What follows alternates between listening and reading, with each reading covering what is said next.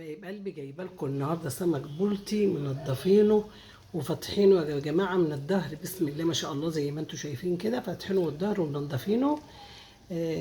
هنا بقى معايا الدقيق بتاعه، معايا ملح ومعايا كزبره ناشفه ومعايا كمون ومعايا كري على كركم وملح يا حبايبي. هقلبه في الدقيق كويس قوي.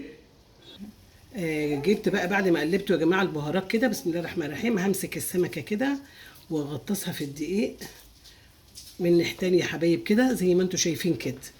وهعمل ايه بقى يا بنات بقى؟ مش هقلي على طول ولا هحطه في ميه زي ما بنعمل ولا اي حاجه، لا، هدخله التلاجة، هدخله الفريزر لمده مثلا ما تقلش عن نص ساعه. ما تقلش عن نص ساعه يا جماعه، يعني هي المفروض يكون مثلا ساعه ولا حاجه، بس احنا يعني عشان ما فيش وقت وكده فهنعمله مش هيقل عن نص ساعه كده. من الناحيتين يا جماعه اهو دقيق اهو.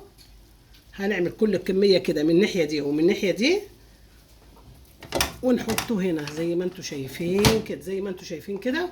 هخلص كل الكميه يا حبايب قلبي واحطه في الفريزر. يا حبايب قلبي الرز وجمال الرز. عملنا بقى هنا السلطه يا ولاد، عملنا شايفين السلطه بسم الله ما شاء الله. معانا طماطم ومعانا اللهم صل على النبي ده بنجر للانيميا بقى، وعلاج وبصل وخيار وطماطم. هنا بقى شبت وبقدونس وكزبره، شبت وبقدونس وكزبره. هحط عليه كل الحاجات اللي احنا عاملينها دي يا جماعه. شايفين الالوان وجمال الالوان يا ولاد؟ شايفين الجمال؟ كله مفيد، كله مفيد لينا ولولادنا اهو.